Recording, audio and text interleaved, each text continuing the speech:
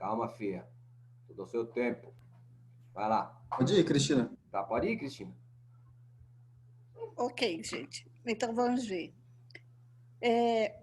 Em Mateus 5,48, Jesus diz assim: portanto, sede vós perfeitos, como perfeito é o vosso Pai Celeste.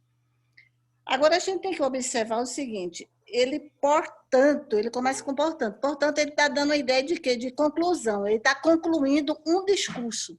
E ele conclui esse discurso com essa frase: sede vós perfeito, como é perfeito é o vosso Pai Celeste. Mas aí, para poder a gente ver, tirar a conclusão, tem que ver o contexto em que ele falou isso. Então, quando a gente vai olhar o contexto, no capítulo 5, por exemplo, no verso 21, ele diz assim: ouviste que foi dito aos antigos, não matarás, e quem matar estará sujeito a julgamento. Aí, no verso 22, ele diz: eu, porém, vos digo que todo aquele que sem motivo se irá contra seu irmão estará sujeito a julgamento. E quem proferir um insulto a seu irmão estará sujeito a julgamento do tribunal. E quem lhe chamar tolo estará sujeito ao inferno. Aí no verso 27 ele diz: ouviste o que foi dito, não adulterarás. Eu, porém, vos digo, qualquer que olhar para uma mulher com intenção impura, no coração já adulterou com ela. Aí no verso 43, só para adiantar: amarás ao teu próximo e odiarás ao teu inimigo. Eu, porém, vos digo, amai os vossos inimigos e orai pelos que vos perseguem.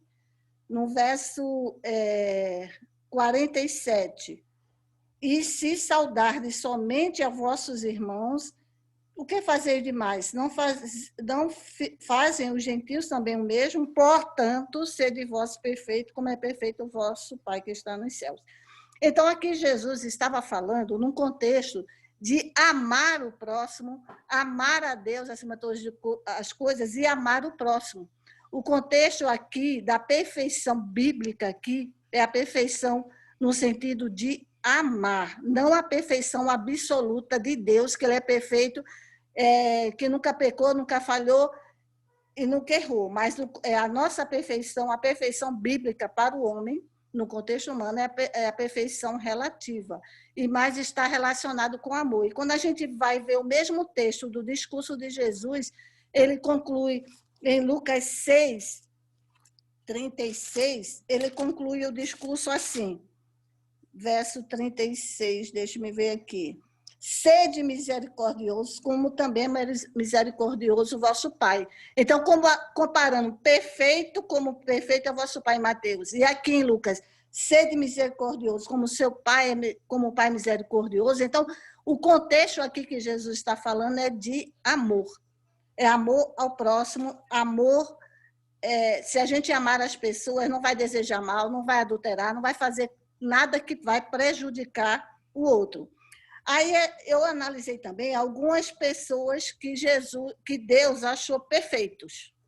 Por exemplo, quando a gente fala em Abraão, que foi também chamado amigo de Deus, né? Mas quando a gente vai lá em Abraão, Gênesis 17, 1, estou falando rápido para não tomar muito tempo. Gênesis 17, 1 diz assim: quando atingiu Abraão a idade de 99 anos, apareceu o Senhor e disse: eu sou Deus Todo-Poderoso, anda na minha presença e ser perfeito. Quando a gente vai para Gênesis 26, 5, Deus falando de Abraão, ele diz que ele guardou a lei de Deus, ele guardou os mandamentos de Deus, os seus estatutos, as suas leis, que ele diz que Abraão obedeceu em tudo, assim, porque Abraão obedeceu a minha palavra, guardou os meus mandamentos, os meus preceitos, os meus estatutos e as minhas leis. E a gente viu que Abraão não foi perfeito, né? Ele mentiu ocultando, quer dizer, falando uma meia-verdade, que Sara era a esposa dele.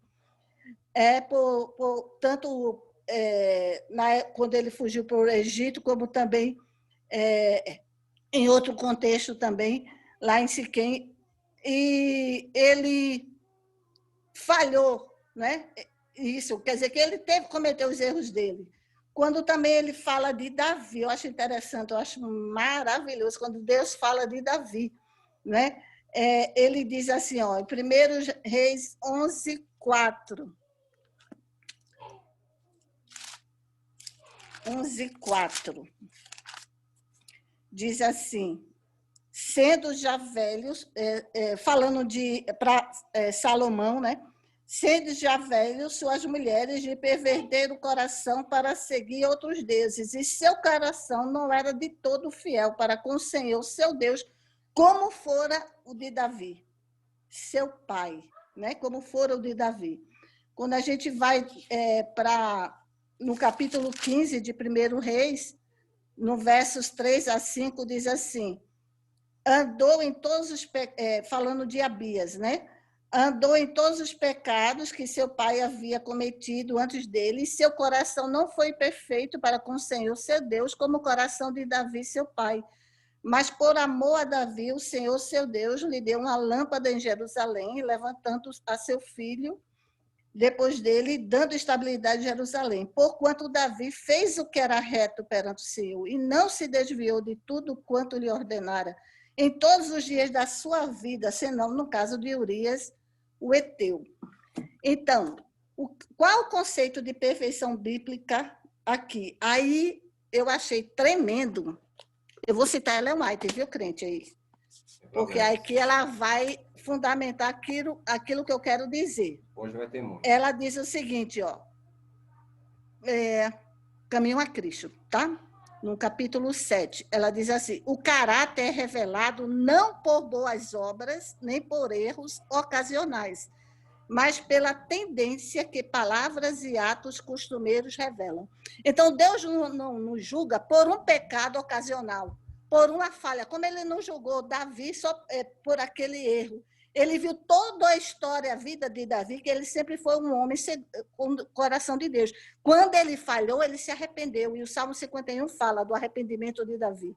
Então, quando ele se arrependeu, confessou os pecados, aquele pecado foi apagado por Deus. E os méritos de Cristo supriu toda a deficiência dele. E eu posso citar mais um texto para eu fechar minha fala, para não tomar muito tempo? Posso citar um texto de Ellen White? Claro. Crente,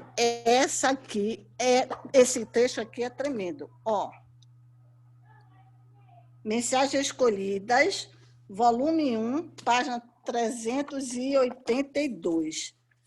Ó, só esse texto aqui é tremendo.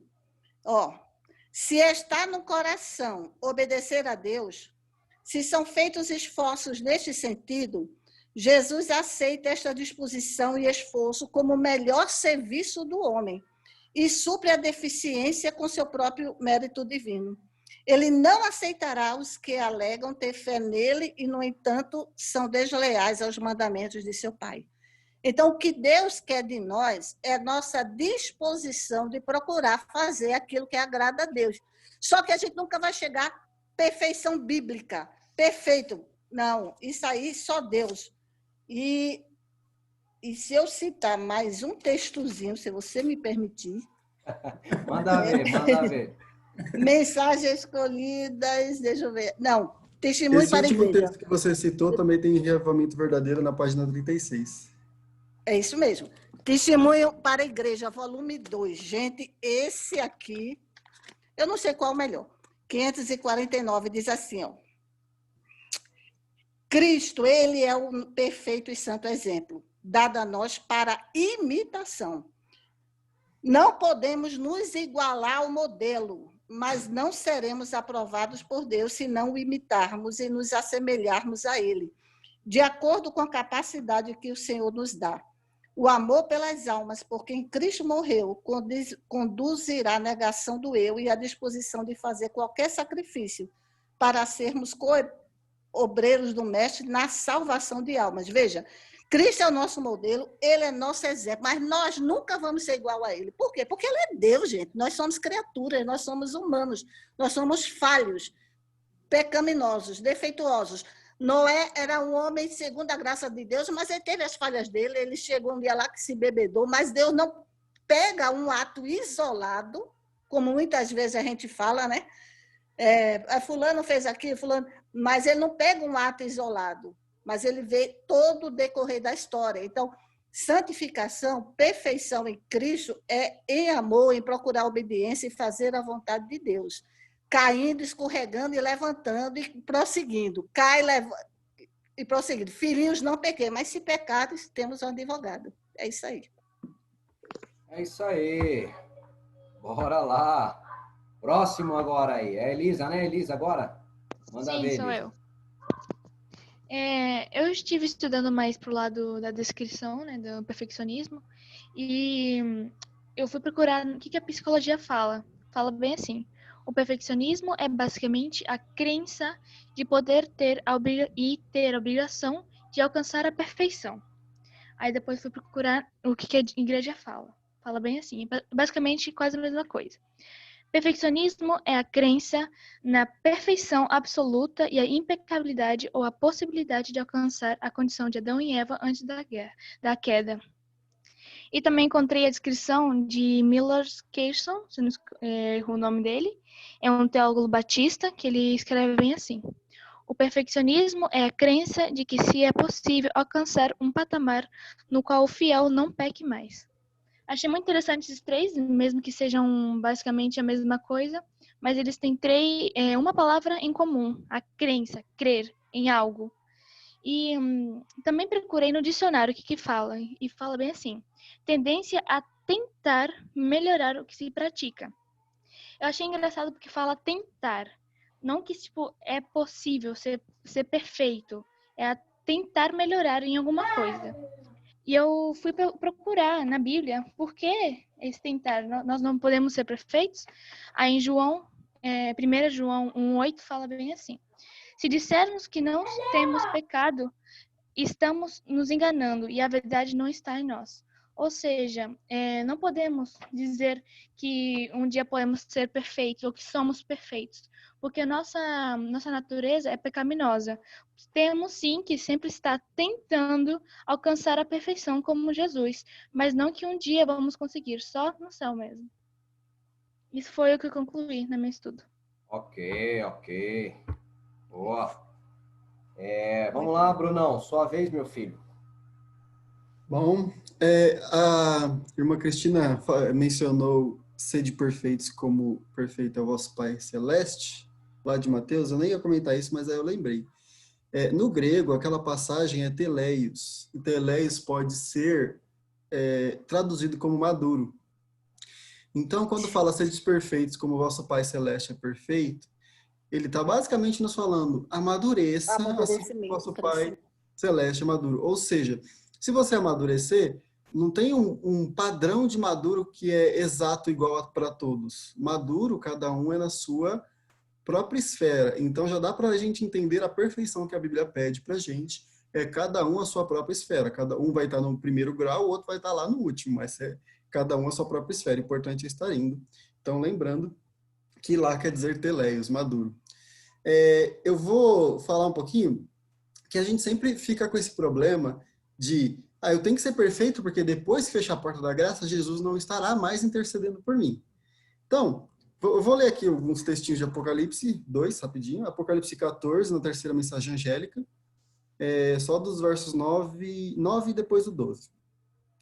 Ele diz: seguiu-se outro anjo dizendo, o terceiro dizendo em grande voz: se alguém adora a besta e a sua imagem, e recebe a sua marca na fronte ou sobre a mão, verso 10 agora tem que ler. Também esse beberá do vinho da cólera de Deus. Só 9 e 10, tá? Então, quem beberá do vinho da cólera de Deus? Quem adora a besta ou quem recebe a marca por querer ou na testa ou na mão. Agora aqui na próxima folha já é Apocalipse 16, que são das pragas. Então, vai receber as pragas quem adorar a besta. No capítulo 16, no primeiro flagelo, diz aqui: ouvi vinda do santuário, 16:1, uma grande voz dizendo aos 7 anjos: ide e derramai pela terra as 7 taças da cólera de Deus. Ou seja, os justos não vão receber as pragas, não vão receber as pragas. E não é porque eles são santos. Mas aí, eles não vão receber porque eles já estão santificados. Não é por isso. Se a gente lê em Romanos 5, verso 9, explica como nós somos salvos da ira de Deus, que é a cólera.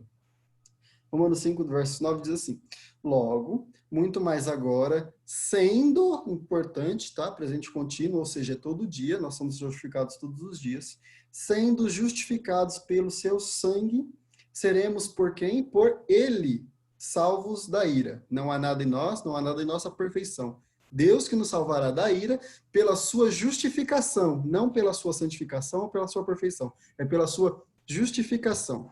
Para não tomar muito tempo, que já é quase 8h30, eu vou ler, a irmã Cristina leu um texto aqui, eu vou aproveitar então ler também o do Espírito de Profecia, Reavivamento Verdadeiro, página 37. Cadê? Deixa eu voltar aqui. Isso, página 37.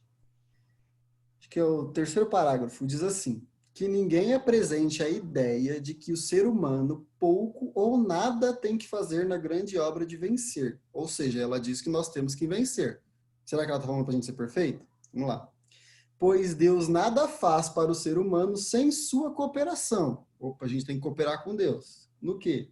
Digamos que depois de haver feito tudo que nossa parte fosse possível, ou seja, cada um faz o que for possível da sua parte, como a irmã Cristina já leu, Jesus nos ajudará. Então não é a perfeição plena, cada um faz sua parte como possível. Às vezes para mim é mais fácil estudar a Bíblia, para outra pessoa é mais fácil pregar cantando para alguém, cada um santificado da sua maneira. E para finalizar, eu vou ler o último, que esse daqui, eu acho que acaba com qualquer dúvida, até mesmo sobre o caráter. Parábolas de Jesus, página 176, terceiro parágrafo, diz assim: o caráter formado segundo a semelhança divina é o único tesouro que deste mundo podemos levar para o futuro. Segundo a semelhança divina, como o Éder já disse nos estudos anteriores, sempre que compara Jesus com o ser humano, tanto na Bíblia quanto no Espírito de Profecia, é semelhante. Certo? Continuando. Aqueles que nesta vida estão sob a instrução de Cristo levarão consigo para as mansões celestes todo aprendizado divino. Certo? Nós precisamos ter um caráter perfeito para estar no céu. Termina assim: e no céu deveremos progredir continuamente. Que importância, pois, nesta vida, o caráter, o desenvolvimento do caráter? Então, eu acho que até a perfeição de caráter, que alguns dizem que nós precisamos ter, porque o corpo será renovado, o caráter nós levaremos. Porém, ele também será aperfeiçoado no céu. Certo? É isso mesmo. Galera. E teleus quer dizer amadurecimento, é ser adulto, não ser mais como criança, né? Mas você crescer, amadurecer na fé. É alimento sólido ao invés de leitinho, né? Exatamente. É isso aí, galera. Então, vamos lá. Comentários, Éder, sobre as participações. Eu prefiro comentar dentro, né? Não individual, pessoal. Eu coloquei um texto ali, peraí que eu estou preocupado aqui. Coloquei um slide fora do lugar aqui, peraí.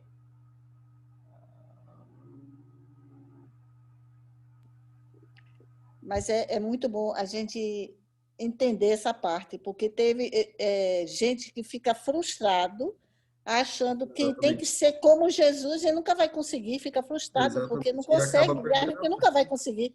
Vamos lá, então? Não é verdade? Vamos prosseguir aí? Deixa eu ver, tem mensagem no chat, eu não... Foi só uma boa noite, pode continuar. Tá, só uma boa noite. Então, beleza. Galera, eu supus que conseguiríamos zerar hoje aqui, mas eu acho que não dá. Pode ir até 10 horas, a gente já gastou meia hora sua, vai até 10. Não. Se eu desse só o estudo, eu acho que não daria. Nossa, a Fernanda aqui. Rapaz, e o Toninho ali, rapaz. Também. Povo bonito, olha só. Toninho tá um gatão, filho. Pensa o quê? Meu atleta, filho. Pensa o quê? Meu. Corredor. Ó o bigode dele, Seja bem-vindo aí, vocês aí.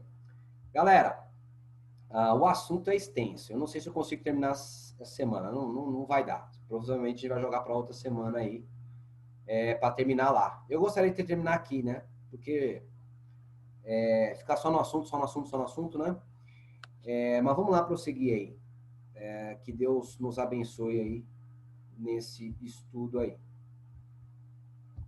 Bora lá. Apareceu para vocês aí?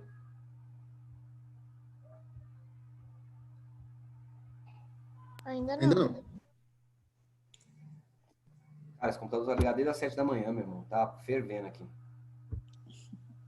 Se quiser mandar para mim, eu passo. Ah, agora apareceu. É só ter paciência com ele, né? Tá cansadinho, velho, tal. Tem alguma coisa na Jegnete. frente. Não dá para ver. Ah, agora sim. Agora foi. Agora. Agora foi? Beleza. Foi. Pronto, então. Perfeccionismo e perfeição de caráter. A gente vai trabalhar isso aí, né? No último estudo, nós contamos a história da justificação pela fé no Adventismo e hoje nós veremos a questão do perfeccionismo, uma herança negativa da ignorância de nossos antepassados que ainda perdura em muitos recantos. Mas vocês vão verificar que não é à toa, não. O negócio é mais tenso aí, né? A gente precisa saber a linha que a gente vai seguir, né?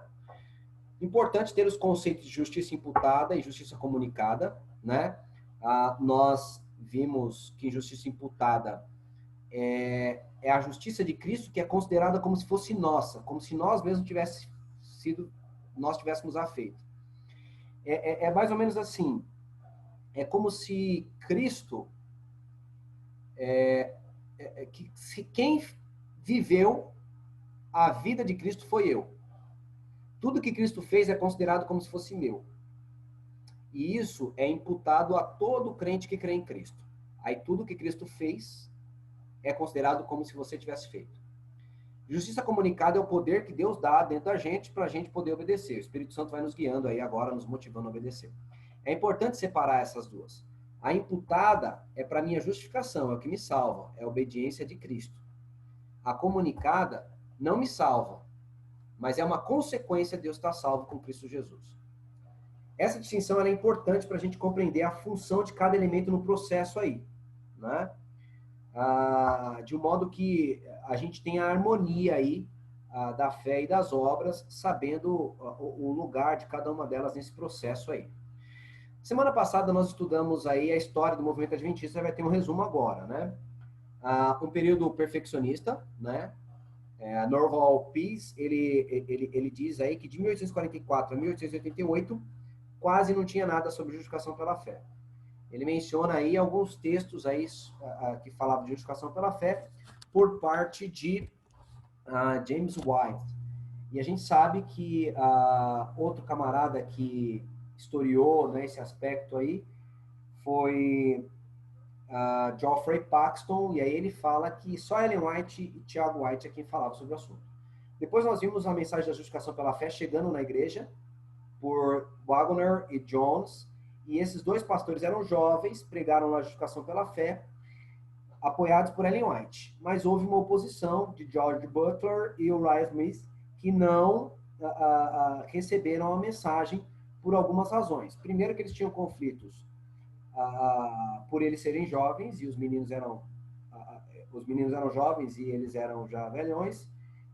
Houve uma discussão entre eles sobre os Hunos e Alamanos na profecia, né, dos 10 povos bárbaros.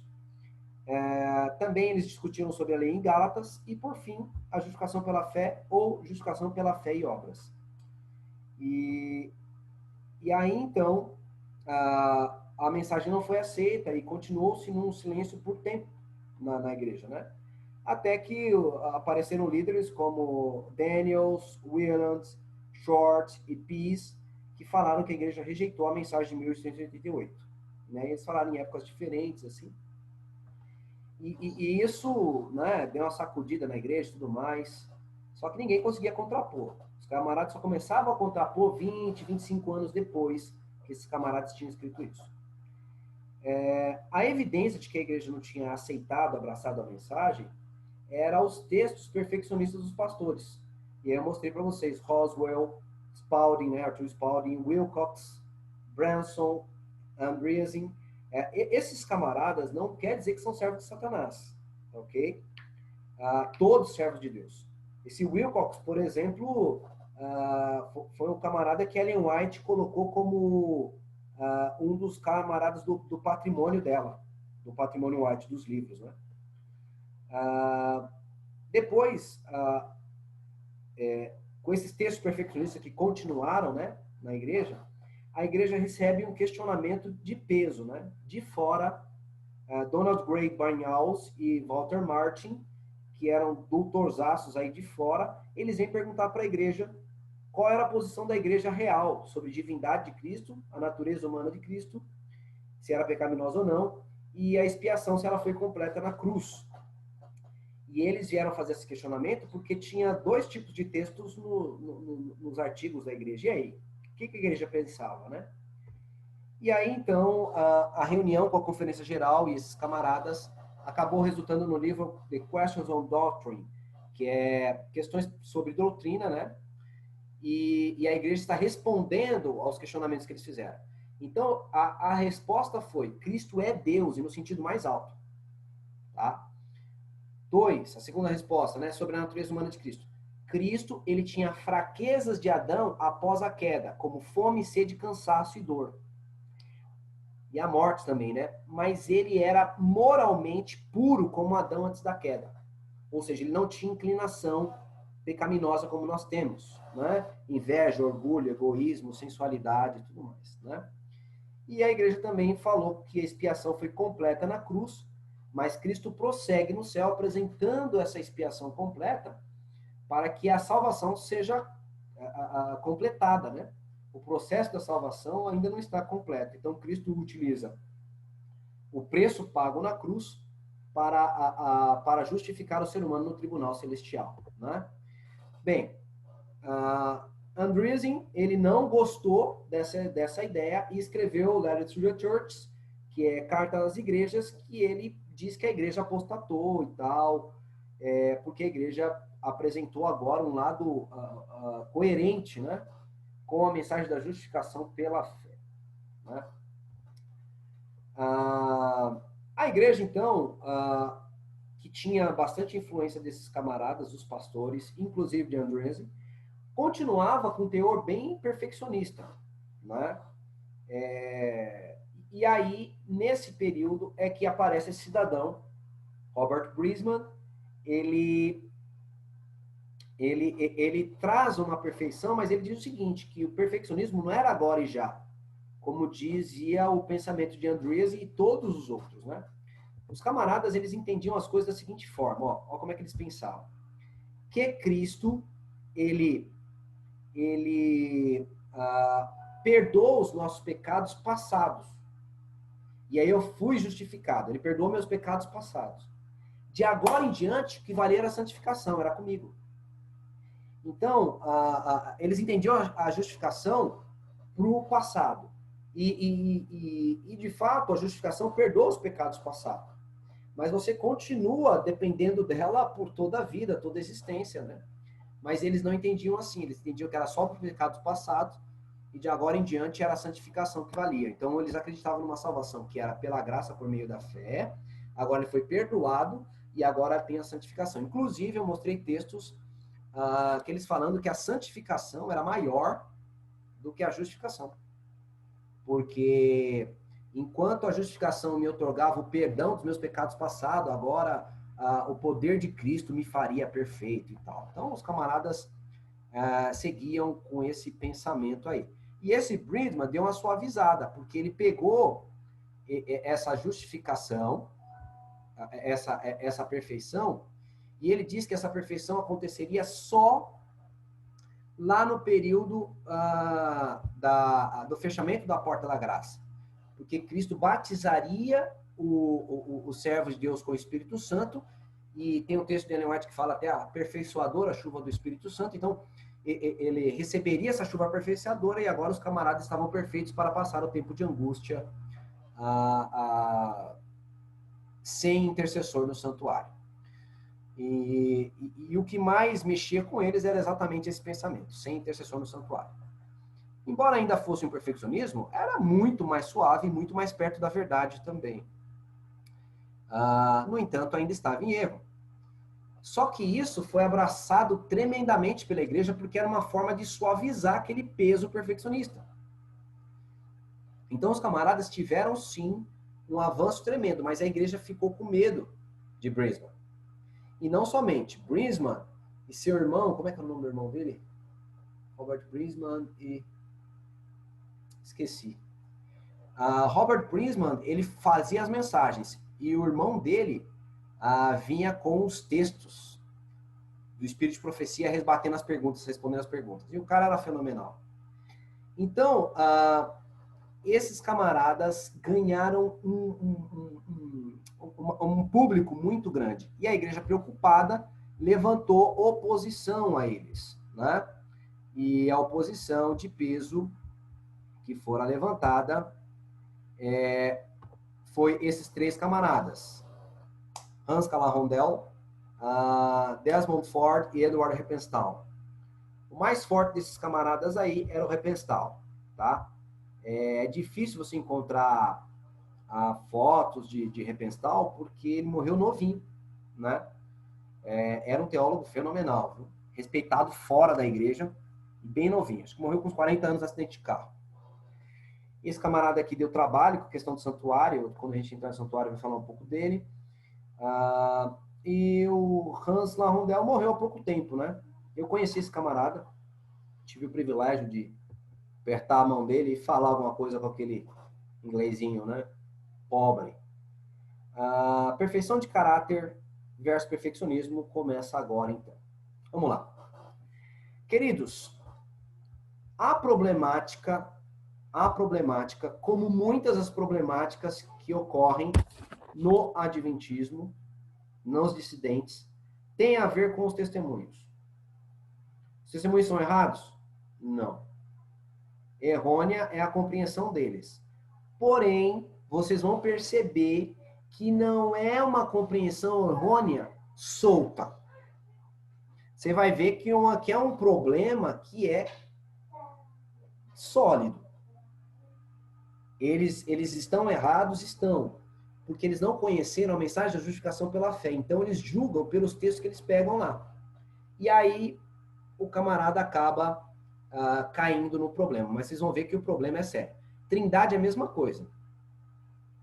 Então, ouve bem. Como lidar com o perfeccionismo? Como lidar com o perfeccionismo dentro do adventismo? Porque vai levantar movimento dissidente. Você vai encontrar isso aí. Tem tudo quanto é lugar. Você vai correr para a Bíblia. E Bíblia só. Espírito de profecia está errado? Não. Mas espírito de profecia não faz doutrina, nem para trindade, nem para perfeccionismo. Então, amigo, você vai falar o seguinte, parou, não quero ver nada de espírito de profecia, eu quero ver Bíblia. Porque é o seguinte, se a doutrina minha não passar pelo crivo da Bíblia, ela não presta para mais nada. Pode ter 2 bilhões de textos do espírito de profecia apoiando minha ideia. Se a Bíblia não apoia, a mensagem é falsa. Então, grava isso. Esse é o primeiro passo. Bíblia e Bíblia só. Depois, você vai usar o espírito de profecia. Para quê? Para corroborar o que a Bíblia já disse. Que essa é a função dele. Ele não tem função de fazer doutrina. Nossas doutrinas, são 6 doutrinas na Igreja Adventista do Sétimo Dia. Divididas em 28 crenças. E essas 6 doutrinas em 28 crenças não tem respaldo do espírito de profecia. É Bíblia. O espírito de profecia só é usado para dizer, olha, é isso aí mesmo que a Bíblia diz. Tá? E a gente vai verificar informações a esse respeito aqui mesmo. Vai ter textos, é bom você anotar esses textos e mandar. Então, textos dúbios na palavra de Deus também tem. Para a pessoa não falar, viu, espírito de profecia é uma porcaria. Não, não é isso. Na Bíblia também tem. Vamos dar uma olhada nesses textos dúbios aí. Abraão teve 2 filhos até dado momento. Era pai de Ismael e pai... Que tem um contexto também de justificação pela fé. Ele voltou. Isso aí, Wesley. Boa. Pode ir, Weather, manda bala. Ô Merlin, coloca o Weather como host, tá com você o host, Merlin. O Ederson, falta o... Tá o quê? Ficou para você como anfitriã. Você tem que colocar o Weather como anfitrião. Vai lá na foto dele, clica nos 3 pontinhos e coloca transferir anfitrião, colocar como anfitrião, algo do tipo. O Weather está no mudo. não vai precisar, não vai precisar. Beleza, o link é teu, né? Então tá tranquilo. Então, vamos lá. olha só o que acontece aí. Acontece o seguinte. Sentido Zub. Então, ó, Abraão teve 2 filhos, mas você olha lá em Gênesis 22, ele fala, toma teu filho, teu único filho, Isaac. Oxê, o cara tinha 2 filhos, a Bíblia diz isso. Mas no outro texto diz que ele tem um único filho. Outro texto dúbio, ó. João 17, verso 3. Cristo diz, ó o que Cristo diz, o Pai é o único Deus verdadeiro. Se Cristo diz que o Pai é o único Deus verdadeiro, não tem outro Deus verdadeiro. Aí o mesmo João que escreveu o texto diz que Jesus é o verdadeiro Deus e a vida eterna. Pera aí, cara. Só tem um único Deus verdadeiro, que é o Pai. Mas aqui você vai ver isso aí. Paulo diz assim, ó, concluímos, pois, que o homem é justificado pela fé, sem as obras da lei. Aí Tiago já vem e fala, vede que o homem é justificado por obras e não somente por fé. Assim você percebe que a Bíblia também tem textos dúbios, que necessitam de uma harmonização, de uma explicação, necessita de você a cuidar do texto direitinho, de pensar, de ver o contexto, tá? Então é super importante você compreender isso, que a Bíblia tem isso. Mas só a Bíblia tem isso? Não, o Espírito de Profecia tem também. E é abundante. E nessa questão de perfeccionismo, e nessa questão de trindade, você vai ter um número de textos exorbitantes desses conflitos. E é isso que dá origem aos problemas que a gente verifica desses indivíduos dentro da igreja. Então, o que eu sugiro para vocês? Aprendam que doutrina se resolve com Bíblia. Bíblia e Bíblia só. Bíblia e Bíblia só. Então vamos lá agora compreender esse aspecto agora nos testemunhos para vocês entenderem que linha de raciocínio que eu estou seguindo. Textos dúbios dos testemunhos também causam dificuldades. Vamos lá. Lê, ô Bruno, vira o leitor oficial para a gente aí. Vai, Bruno. Beleza. Sua, de Cristo, natureza humana foi criada. Ela nem sequer possuía os poderes angélicos. Era humana, idêntica a nós. Mensagem Escolhidas, volume 3, página 129. E aí? E aí? Como é que fica agora? Não tem nem o semelhante ali. Idêntica a nossa. Está nos testemunhos. E o texto está errado? Não. Contexto. Então, galera, ó outro texto, ó, só para vocês verem como o negócio te choca. Ó, como o negócio te choca. Lê o próximo aí, Brunão. Sua, já esse daqui foi o primeiro, né? Ah, Contudo, que cada ser humano seja exortado a não colocar Cristo no mesmo patamar humano, tornando-o completamente semelhante a nós mesmos, pois isso não pode ser. E aí, galera? E aí? Como é que é esse negócio? Querido? Faltou você grifar a natureza humana lá em cima. Tá? Ah, tá. Queridos, Vai explicar. essa é a problemática do conflito dentro da igreja perfeccionismo e antiperfeccionismo. Porque o cara vai pegar o texto de cima e algum pessoal vai pegar o texto de baixo. Aí lascou.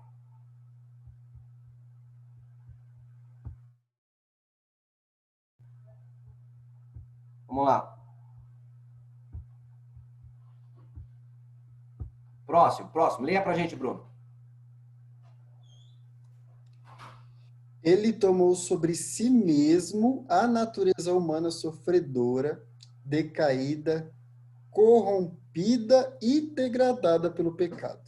Youth Structure, 20 de dezembro de 1900. Tomou natureza corrompida, decaída. E agora? Lê esse aí pra mim. Cristo tomou nossa natureza decaída, mas não corrupta, e não se corromperia, a menos que ele recebesse as palavras de Satanás em lugar das palavras de Deus. Manuscrito 57, 1890. Percebe aí? O negócio é abundante. E aí o cara pega o texto de cima, o perfeccionista, e aí você se baseia no texto de baixo. Aí fica complicado. Outro texto, vai lá. Tem um bocado de texto aqui, eu fiz uma lista. Vai lá, Bruno. Jesus aceitou a humanidade quando a raça havia sido enfraquecida por 4.000 anos de pecado. Desejado de todas as nações, página 97. Sua natureza humana era criada. Não possuía sequer os poderes angélicos. Era humana, idêntica à nossa. Esse a gente já leu, só está de outro livro. É agora. Ele começou onde o primeiro Adão começou. Venceu a Satanás na mesma natureza sobre a qual, no Éden, Satanás obteve a vitória. E aí? Como é que é? É a natureza depois de 4.000 anos ou a natureza do Éden? Outro texto, vai lá. Nele não havia engano ou pecado. Ele sempre foi íntegro e puro, embora tomasse sobre si a nossa natureza impura e pecaminosa. E pecaminosa. E esse agora? Cristo não possuía a mesma deslealdade pecaminosa, corrupta e decaída que possuímos, pois então ele não poderia ser um sacrifício perfeito. Mensagem escolhida, volume 3, página 131. Ele deveria tomar sua posição à frente da humanidade, tomando a natureza e não sua pecaminosidade. Opa! Vamos lá, vou seguir. Cristo foi enviado ao mundo para desmentir a falsidade de Satanás, de que Deus fizera uma lei que o homem não podia guardar. Assumindo a forma humana, mostrou que Deus fizera uma lei que o homem podia guardar. Mostrou que é possível ao homem obedecer perfeitamente a lei. E aí? E agora? Era possível a Adão, antes da queda, formar um caráter justo pela obediência à lei de Deus. Mas deixou de o fazer e, devido ao seu pecado, nossa natureza se acha decaída e não podemos tornar-nos justos. Visto como somos pecaminosos, profanos, não podemos obedecer perfeitamente a uma lei santa. Tá. Vamos lá. Ao contemplarmos a Cristo traspassado por nossos pecados, veremos que não podemos transgredir a lei de Deus e permanecer em seu favor. Sentiremos que, como pecadores, temos de apoderar-nos dos méritos de Cristo e deixar de pecar. Mensagem escolhidas 1, 312. Paz, hein? E o outro? Que os que se sentem inclinados a fazer alta profissão de santidade se contemplem no espelho da lei de Deus. Ao verem o vasto alcance de seus reclamos e compreenderem que ela opera como perscrutadora dos pensamentos e intenções do coração, não se presumirão de estar sem pecado. Se dissermos que não temos pecado, diz João, não se excluindo de seus irmãos, enganamo-nos a nós mesmos e não há verdade em nós. Se dissermos que não pecamos, fazemo-lo mentiroso e a sua palavra não está em nós. Tá. E aí, deixa de pecar ou não deixa? Nossa. Satanás declarou que os seres humanos não podiam viver sem pecar. Não vos assenteis na poltrona de Satanás, dizendo que não adianta, que não podeis deixar de pecar, que não há em vós poder para vencer. Não há poder em vós, separados de Cristo, mas tendes o privilégio de ter Cristo permanentemente em vosso coração pela fé, e ele pode vencer o pecado em vós. Olha aí. E agora? Enquanto reinar Satanás, teremos de subjugar o próprio eu e vencer os pecados que nos assaltam. Enquanto durar a vida, não haverá ocasião de repouso, nenhum ponto a que possamos atingir e dizer: alcancei tudo completamente. A santificação é o resultado de uma obediência que dura a vida toda. Nenhum dos apóstolos e profetas declarou jamais estar sem pecado. Homens que viveram o mais próximo de Deus, que sacrificariam a vida de preferência a cometer conscientemente um ato mau, confessaram a pecaminosidade de sua natureza. Eles não puseram a sua confiança na carne, nem alegaram possuir justiça própria, mas confiaram inteiramente na justiça de Cristo. Assim será com todos que contemplam a Cristo. Okay. Porque ele está ficando até chato, né? Que é um monte de texto. É um monte. Um monte de texto. Parou. Se você começar a abrir textos do Espírito de Profecia para convencer um dissidente do seu perfeccionismo, como diz o Bruno aqui, é o que chamamos de debate infrutífero. Porque você tem 10 quilos de texto e ele tem 10 quilos de texto. Assim, Deus nos chama a ser sábios. E pela sabedoria bíblica, Deus nos orienta a Bíblia e a Bíblia só. Lutero foi campeão da reforma por causa do sola escritura. Bíblia e Bíblia só. A Bíblia deve ser a marreta do crente contra o Satanás. Tem um texto aqui maravilhoso no Grande Conflito que eu quero ler para vocês. Ok? Veja, não sou contra os testemunhos. Veja quantos livros do Espírito... Essa ala aqui, ó, é Espírito de Profecia aí, ó. Essa ala aqui, ó, Espírito de Profecia. Então, veja, tenho bastante livros. Eu creio no Espírito de Profecia, amo o Espírito de Profecia, gosto. Eu vim era servo do capeta, gente. E o que eu acho fantástico nessa igreja são esses livros. As orientações desses livros são fenomenais. Se alguém me acha inteligente, amigo, vai ler esses livros aí, que você vai falar, já sei de onde veio. Beleza? Eu não tenho nada, eu sou um papagaio, só repito o que eu vi escrito ali. Tá? Não tem sabedoria nenhuma, é só... Então, entendeu? Eu creio que está no texto. Mas olha o que o texto diz. O próprio livro diz. Olha o que ela diz aqui, ó. No Grande Conflito, um texto maravilhoso. Olha o que diz aqui, ó. Mas Deus, na página 601, capítulo Nossa Única Salvaguarda, de repente, se você tem um outro modelo. Mas Deus terá sobre a terra um povo que mantenha a Bíblia e a Bíblia só como norma de todas as doutrinas e bases de todas as reformas. Deus terá um povo sobre a terra. Os nossos livros dizem que mantém a Bíblia e a Bíblia só. Por que ela está falando isso? Parece que amigo, não vai em lugar nenhum, nem nos meus livros. Isso é para você engrandecer, crescer, beleza.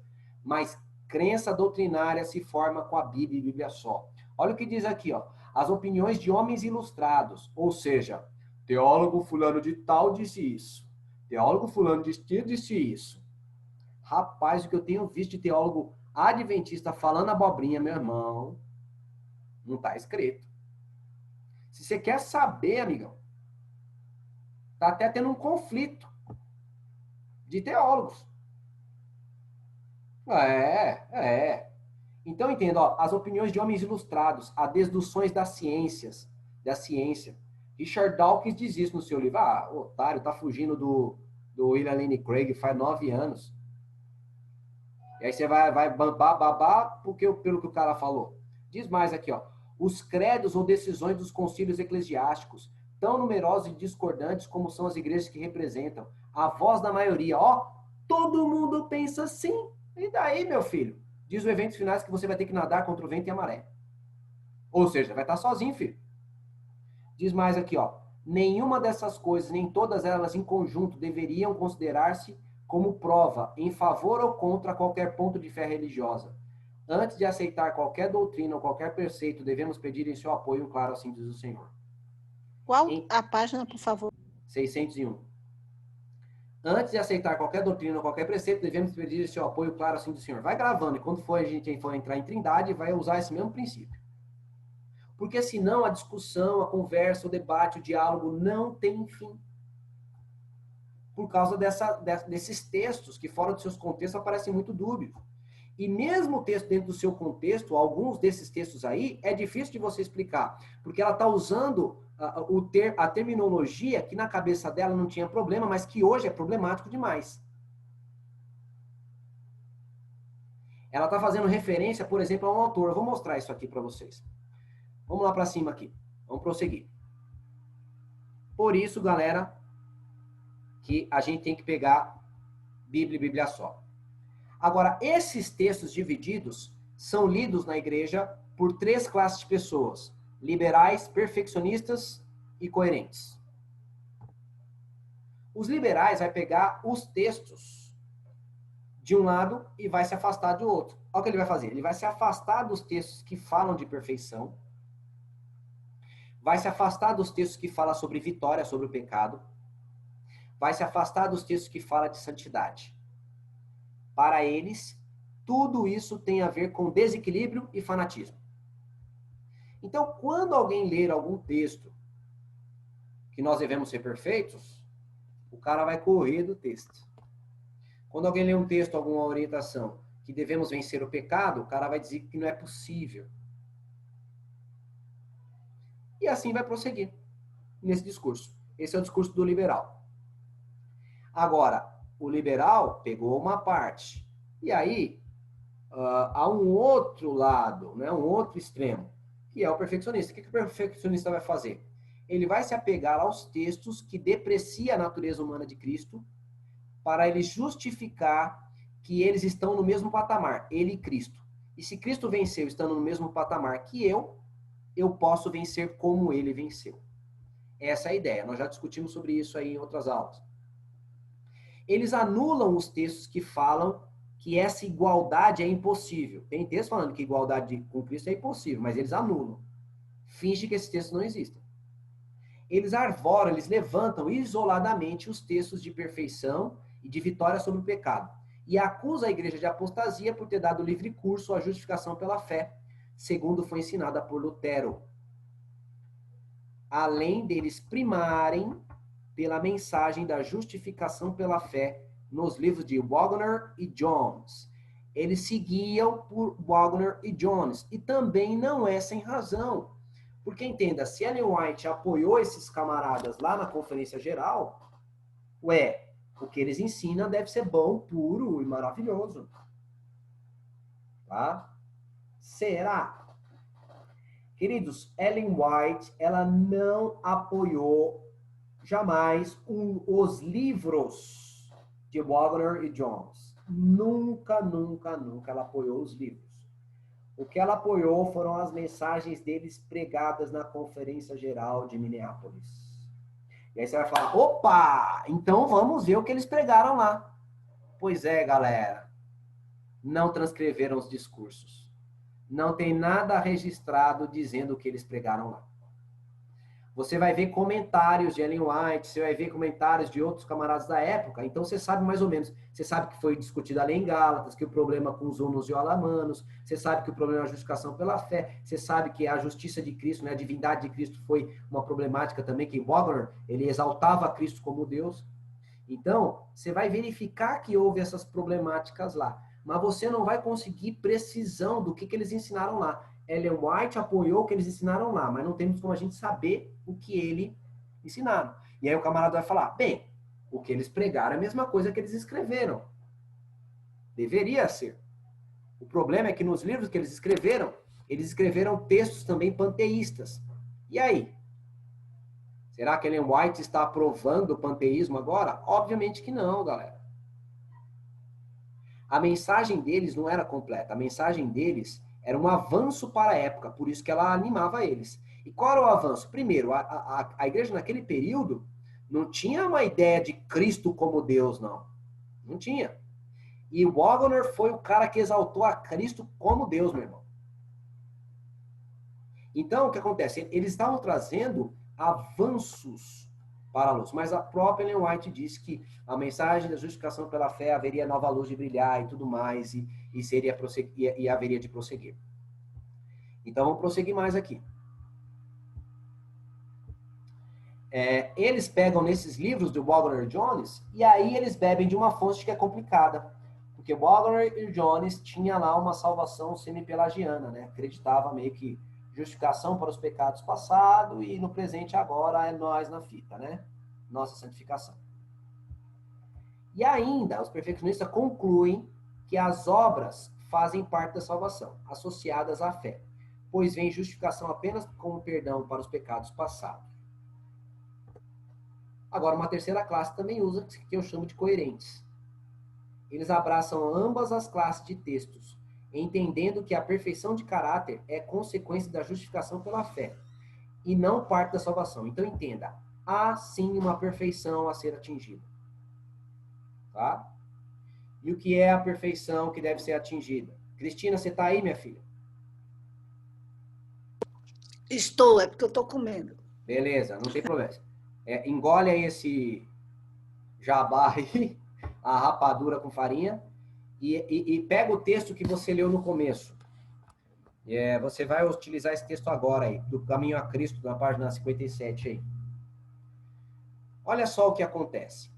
Quando você vê vários textos de perfeccionismo no Espírito de Profecia, eles estão falando de perfeição de caráter.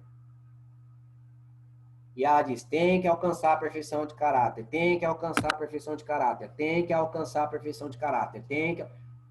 Ela fala continuamente. Ué, se você acredita que foi inspirado, como é que você fala que não vai ter que alcançar? Você tem que alcançar. E talvez seja esse o ponto alto de hoje. Não que a santificação seja mais alta que a justificação, mas para que vocês não entendam que nós, ao ensinarmos justificação, não rejeitamos a santificação.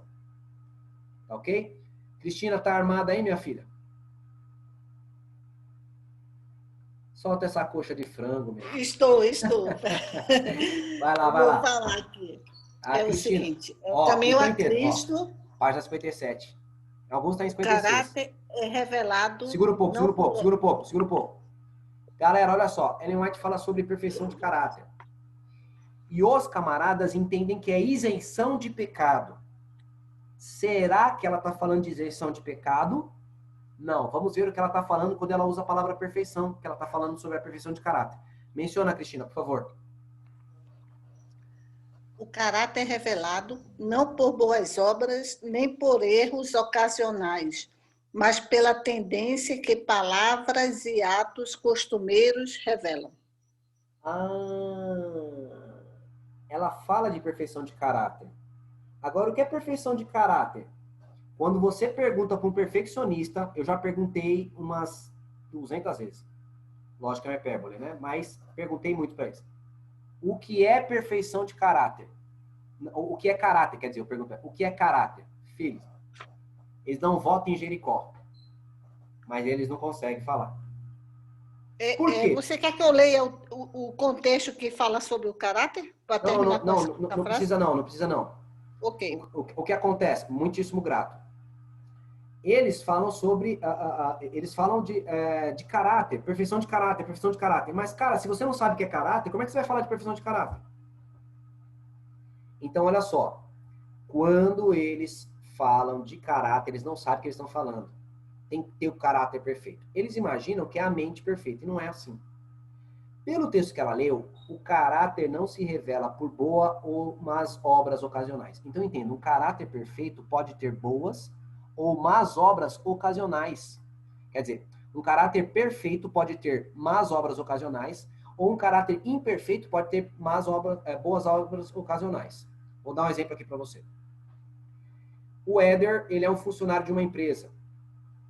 Ele trabalha há 20 anos numa empresa.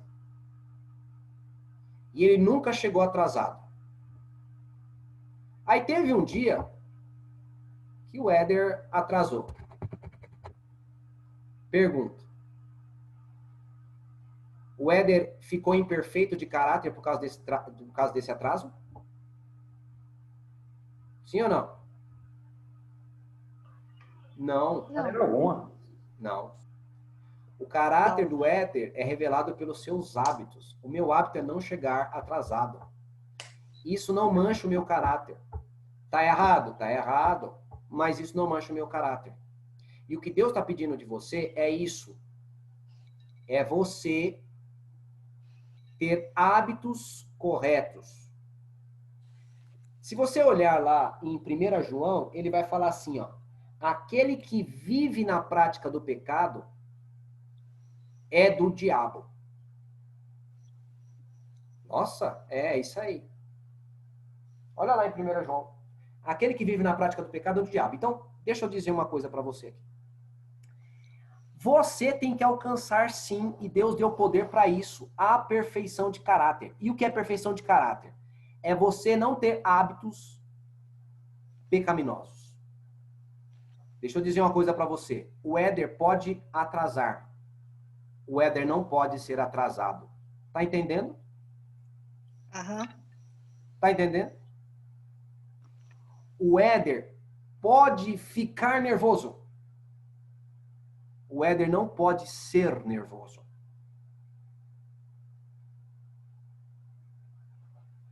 O Éder pode ter um acesso de sensualidade, mas o Éder não pode ser sensual. Você tá entendendo qual que é a diferença? Então, queridos, o caráter, ele está dizendo que a perfeição de caráter é aquele estágio em que o servo de Deus não tem o pecado como a prática de esporte.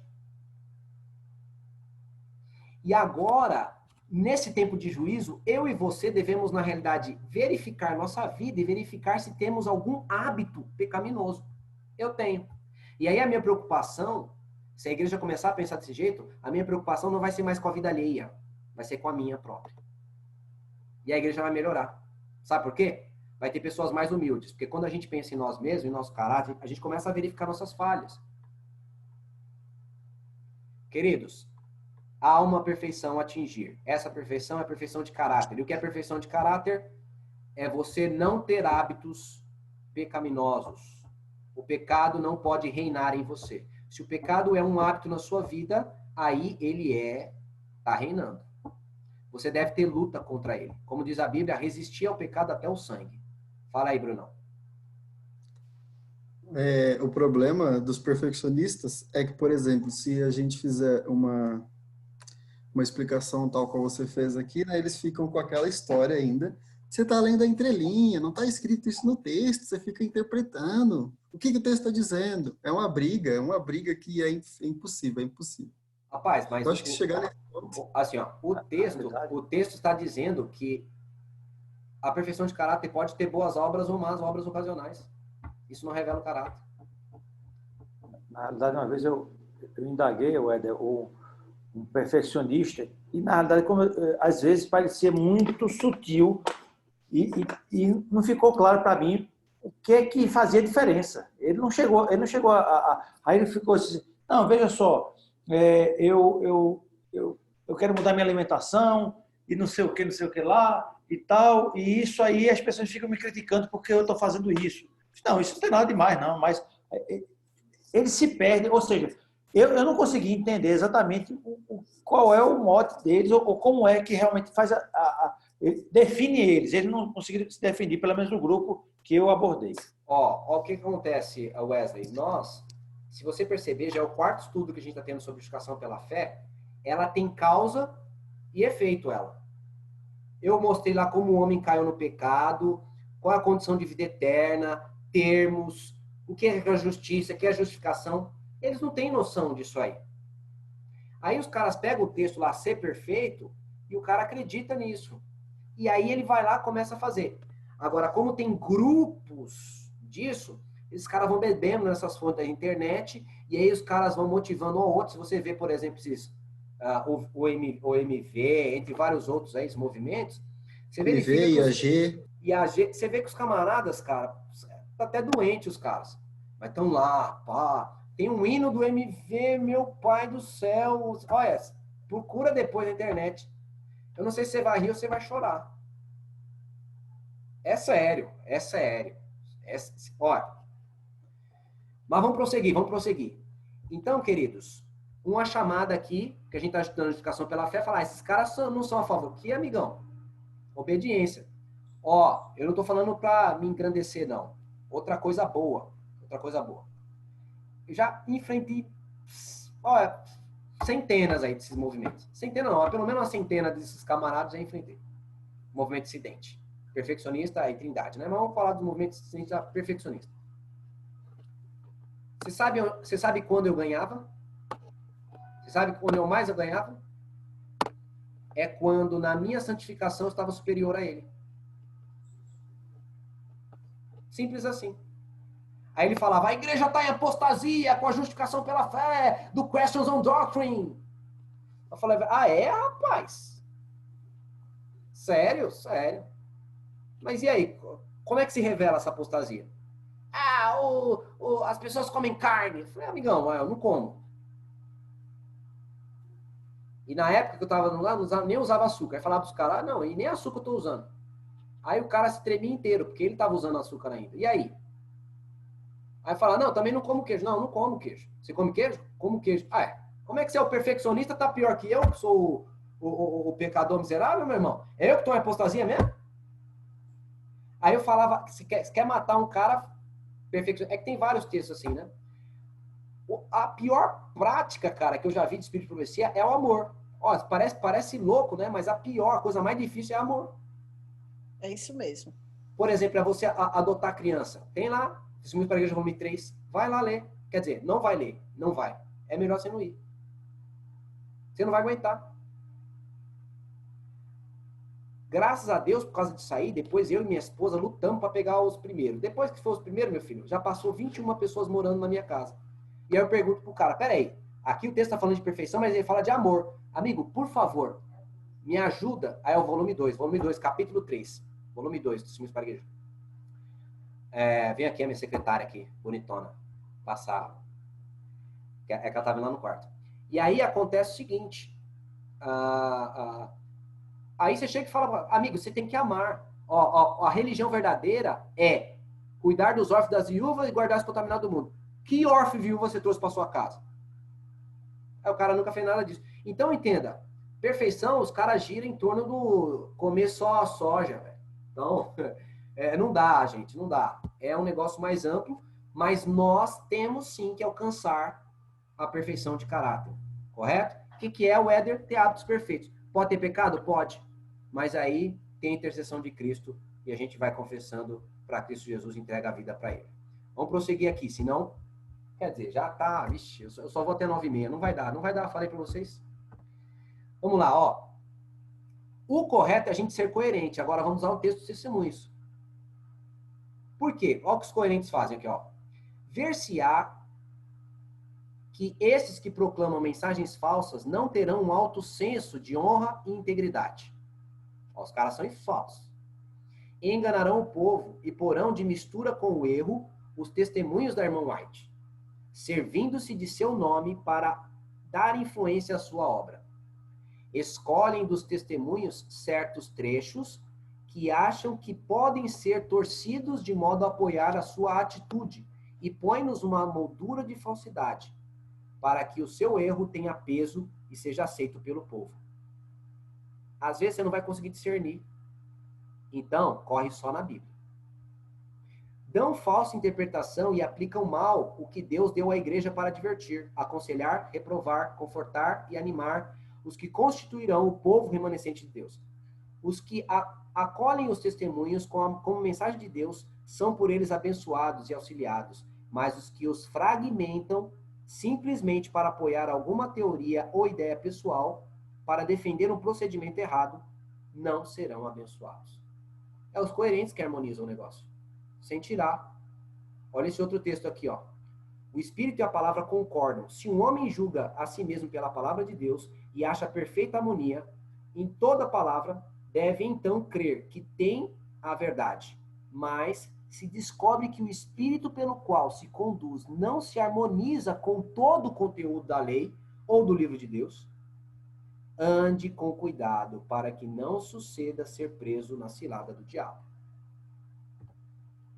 Então, queridos, a harmonização desses textos do Espírito de Profecia que é ideal.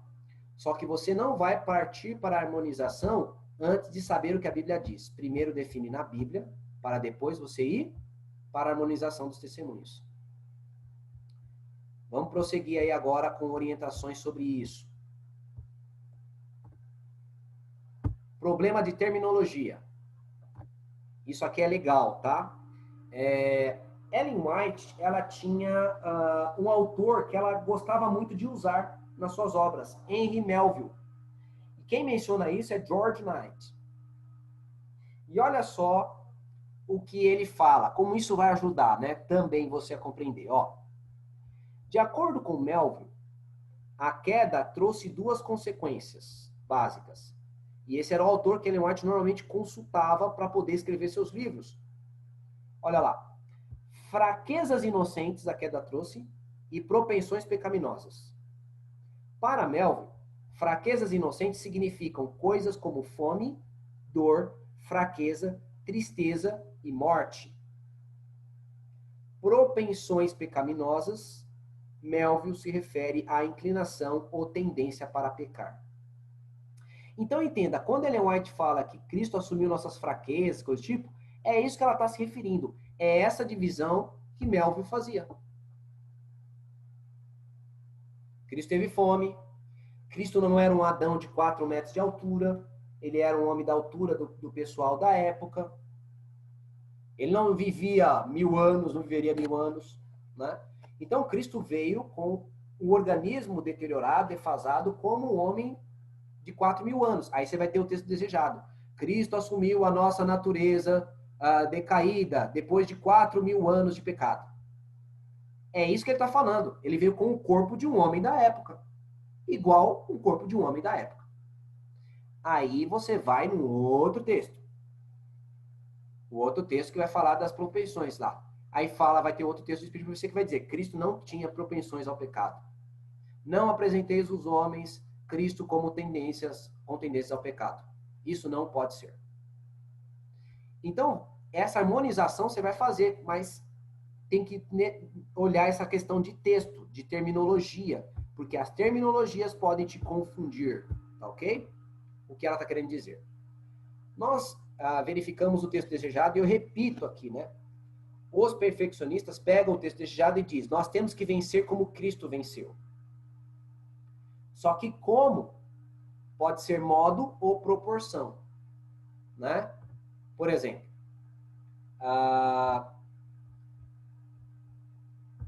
Cristo venceu pelo modo que nós devemos vencer. Nós podemos vencer pelo modo que Cristo venceu.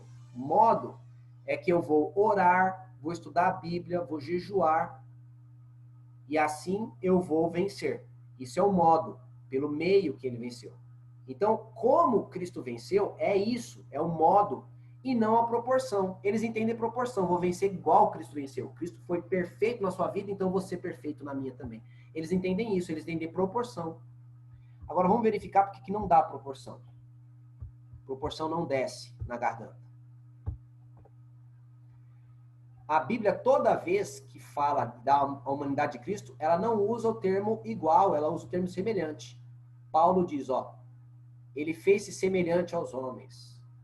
Ele participou semelhantemente das mesmas coisas. Em tudo fosse semelhante aos seus irmãos. Porém, que semelhante a nós em tudo foi tentado, em semelhança de carne do pecado. Ou seja, Cristo não era igual. Por isso que o perfeccionista vai trabalhar continuamente para que Cristo tenha a natureza pecaminosa, porque ele quer se ver igual a Cristo. Porque se ele é igual a Cristo, agora ele tem a perfeição, como alcançar a perfeição. Agora, se a gente conseguir verificar que Cristo tinha natureza superior, aí o negócio fica estreito para ele. Por isso que a gente deve verificar como que era a natureza de Cristo na Bíblia. E a Bíblia só fala semelhante, nunca igual. Olha só esse texto do Espírito de Profecia. 3 textinhos. Eu conheço uns 5, mas vamos usar só 3 aqui. Ele é um perfeito e santo exemplo. dado a nós para imitação. Não podemos nos igualar ao modelo, mas não seremos aprovados por Deus se não imitá-lo. Veja, perfeição de caráter, eu posso imitá-lo, fazer o meu melhor. Não ter hábitos pecaminosos, mas igualar ele, nunca. Olha aqui, ó. Não podemos nunca igualar o modelo, mas podemos imitá-lo e nos assemelharmos a ele segundo nossa capacidade. Jamais podemos igualar o modelo. Podemos, porém, imitá-lo e assemelhar-nos a ele de acordo com nossa capacidade. Então, queridos, se não podemos igualar o modelo, não adianta a gente querer falar do perfeccionismo, que a gente vai viver no tempo de angústia por causa da nossa perfeição. Porque para viver sem intercessor, precisa ter uma vida de obediência que se meça com as infinitas proporções da lei de Deus. E essa não é uma realidade no nosso caso. Vamos lá. Então, proporção exige seres iguais a Jesus.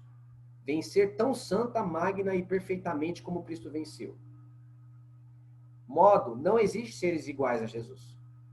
Vencer pela mesma maneira que Jesus viveu. Oração, jejum, né? Aqui está Jesus, é jejum, estudo da Bíblia, fé, esforço. Então não é proporção, gente, é modo. Outro detalhe importante, a gente vai parar aqui, beleza? Por que nós somos pecadores? Por que nós somos pecadores? Nós não somos pecadores porque pecamos. O perfeccionista diz que nós somos pecadores porque pecamos. Então eles são contra a ideia de a gente ter natureza pecaminosa. Mas esse texto que eu vou mostrar para vocês agora aqui vai mostrar que nós somos pecadores exatamente por causa de Adão. E depois também porque pecamos. Ou seja, o que faz a gente pecador não é só nossos atos pecaminosos, mas a nossa natureza pecaminosa. Vamos dar uma olhada aqui nesses textos e considerá-los. Romanos 5, verso 15 diz assim, ó, porque se pela ofensa de um morreram muitos, ele está falando do contexto de Adão. Muitos morreram não foi por causa da ofensa dele mesmo, mas foi por causa de Adão. O verso 16, porque o juízo veio de uma ofensa só. Veja, o julgamento sobre toda a humanidade veio de uma ofensa só. E qual foi? A de Adão. Na verdade, para a condenação. Diz mais, verso 17, porque se pela ofensa de um só, a morte reinou por esse. Verso 18, pois assim como por uma só ofensa veio o juízo sobre todos os homens para a condenação. Veja, o juízo veio sobre todos os homens para a condenação por causa da ofensa de um só. Romanos 5, verso 19, porque pela desobediência de um só homem, muitos foram feitos pecadores.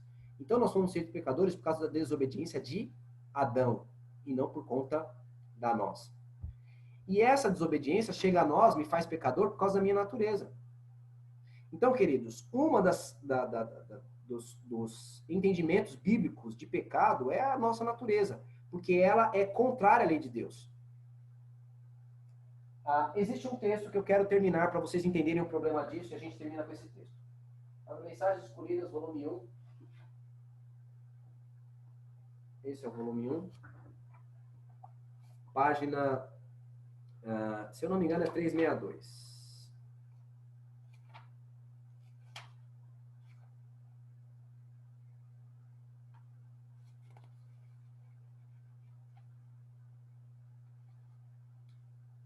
E não é. 382, não? 382, deixa eu ver. Não é 382, mas eu vou mostrar esse texto para vocês. Vou parar a gravação e vou mostrar. A gente fica sem. Então, galera, a mensagem é a seguinte aí, que nós, como tendo natureza pecaminosa, essa natureza suja o nosso louvor e oração. E esse texto diz isso, ó. Os cultos, as orações, né, o nosso louvor, a penitente confissão do pecado, sobem dos crentes fiéis, não está falando do infiel não, sobe dos crentes fiéis, com incenso ao santuário celestial, mas passando através dos corruptos canais da humanidade, ou seja, nossa natureza pecaminosa, ficam tão maculados que, a menos que sejam purificados por sangue, jamais podem ter valor perante Deus.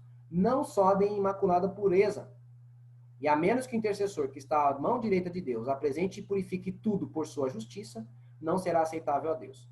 Esse texto aqui é maravilhoso, porque é o seguinte, Se o meu canal corrupto, a minha natureza humana, suja minhas orações, meu culto e meu louvor, e eu preciso de um intercessor, Cristo não pode ter a mesma natureza, porque se ele tem a mesma natureza, passa pela natureza dele suja o louvor, a oração dele, e ele precisaria de um intercessor.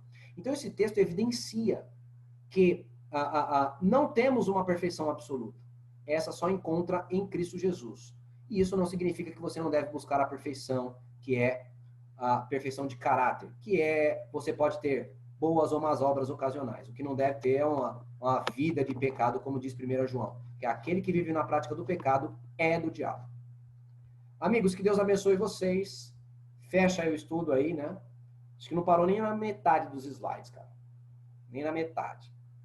Mas é benção. Que Deus abençoe você. Se alguém tiver alguma pergunta ou comentário, pode fazer.